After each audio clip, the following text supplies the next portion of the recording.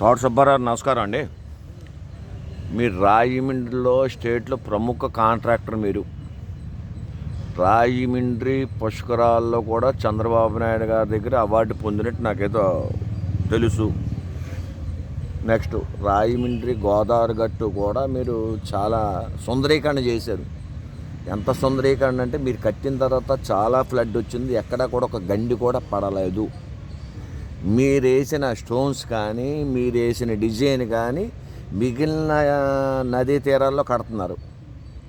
ఆ క్వాలిటీ పోలా, ఆ కలరు పోలా, మీ పేరు ప్రఖ్యాతలు చిరస్థాయిగా ఉండిపోయినాయి.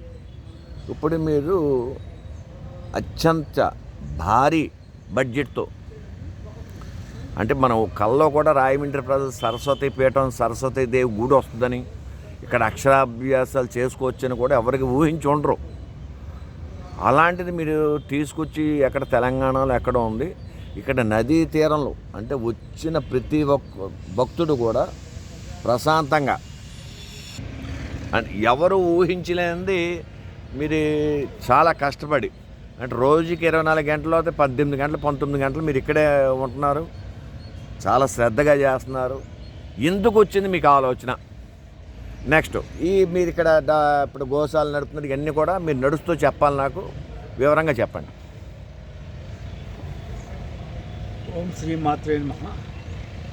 మానవ జన్మెత్తాక పుట్టినవాడు గిట్టక తప్పదు. ప్రతి మనిషి కూడా ఈ శరీరం వదలక తప్పదు.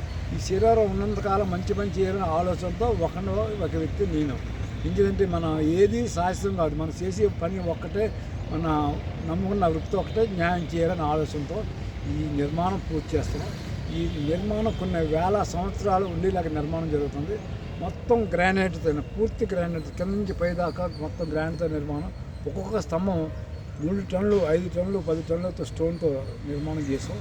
ఎందుకంటే మన రానున్న తరాల వాళ్ళకి మన సంస్కృతి, మన సాంప్రదాయం తెలియపరచాలంటే మనంతా మన కృషి చేయాలి. ఏదో గాలికి వచ్చేది, మనం వంతు మన కృషి చేస్తే ఆ కృషికి ప్రతిఫలంగా రానున్న తరాలు అనుభవించాలన్న ఆలోచనతో మన తెలుగులో 50 అక్షరాలు, 56 స్తంభాలు, 56 అధిష్టాన దేవతలు, ఆ ఒక దేవత వర్ణన అన్నీ కూడా వివరణ అక్కడ ఉంది.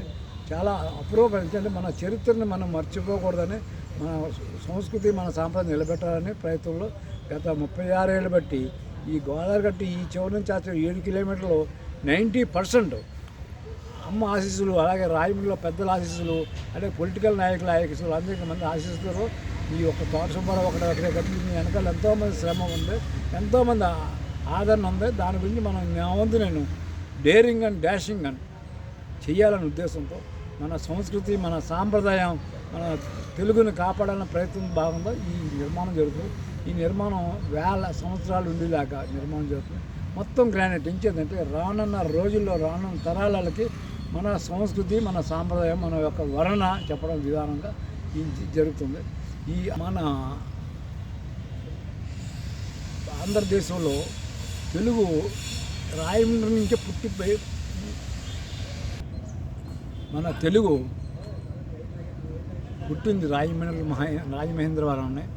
ఆదిగా నన్నయ్య అనే ప్రముఖ ఆచార్యుడు తెలుగులో మహాభారతం లిపి స్టార్ట్ అయింది ఇక్కడే, తెలుగు స్టార్ట్ అయింది కూడా ఇక్కడే. అంతకుముందు తెలుగు భాష మనకు అంత క్లారిటీగా లేదు.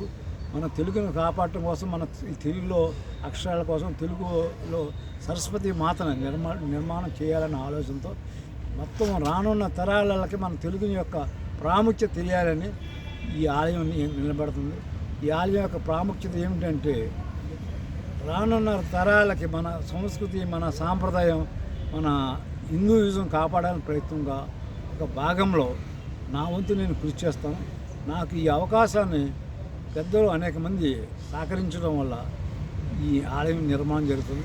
ఇది రానున్న తరాల భవిష్యత్తుకి ఎంతో ఉన్నత స్థాయికి రావాలని రాయమండ్రి ఇప్పటికి ఒక 50,000 మంది పిల్లలకు అక్షరాభ్యాసం జరిగింది. వాళ్ళంతా ఉన్నతమైన ఆలోచనతో, ఉన్నతమైన చదువులు చదివి దేశానికి ఎంతో ఉపయోగపడాలి, మన భారతదేశానికి ఎంతో ఉపయోగపడాలన్న ఆలోచనతో ఈ నిర్మాణం జరుగుతుంది.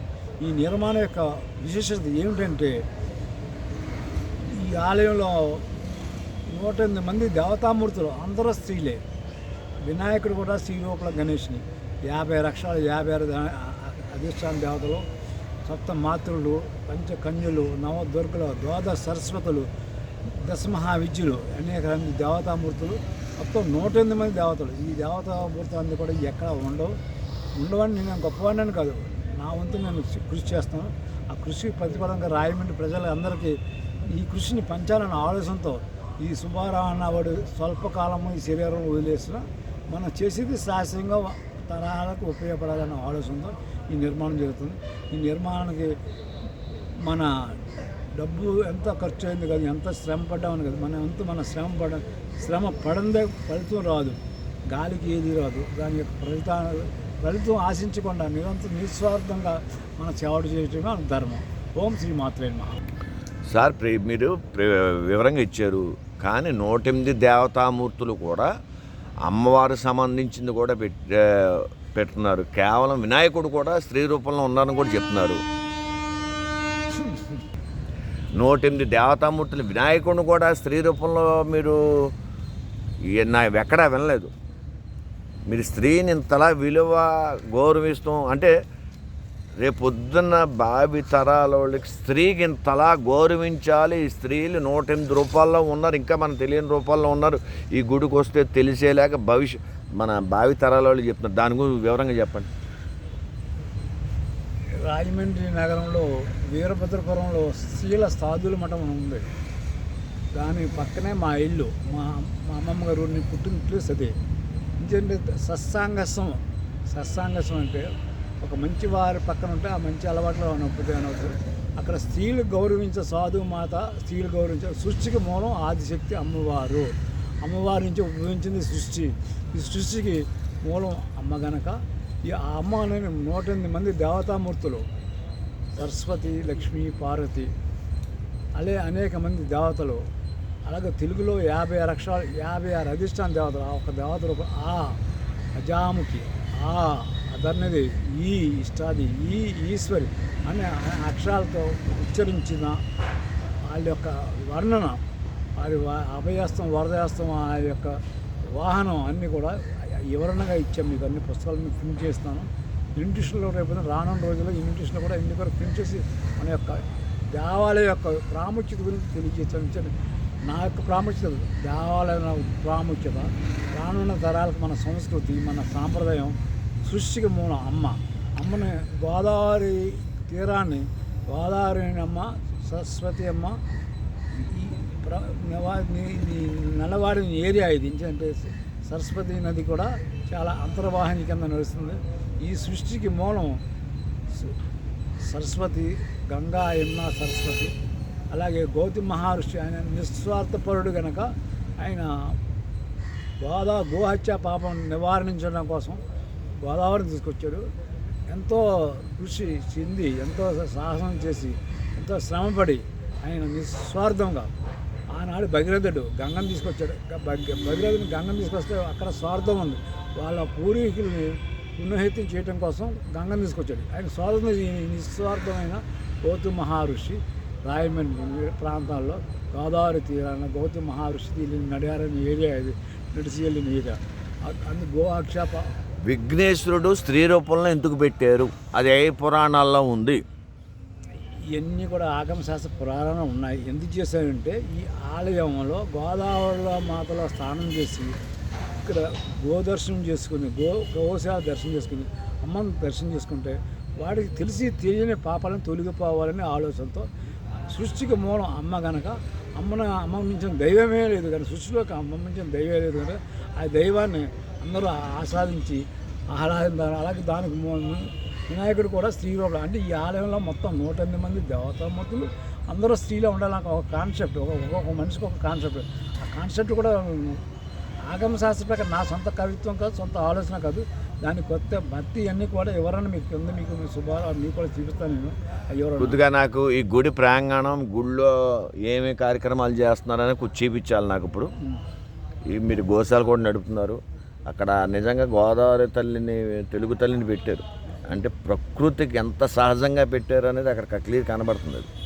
కొద్దిగా అన్ని వివరంగా చూపించండి, నడవండి ఒకసారి. సార్ ఇది ఎన్ని ఎకరాల్లో కడుతున్నారు ఒకసారి చెప్పండి. సుమారుగా 2 ఎకరాలు. రోడ్డు చేసి 1000 అడుగులు లెంక, 1000 అడుగులు కాంపౌండ్ కట్టి మన సంస్కృతి సాంప్రదాయం నిలబడడానికి ఏనుగులు లగ్గలు కలశాలు పూజలు కూడా చేశాం. ఈ ఆనందకు ఈ ఆలయ ప్రాంగణం జ్ఞాన సరస్వతి పీఠం రానున్న రోజుల్లో ఒక పీఠాధిపతికి హ్యాండ్ఓవర్ చేసి దీని యొక్క ప్రాముఖ్యతను నిలబెట్టాలని మన భూమి మీద మనం స్వల్పకాలం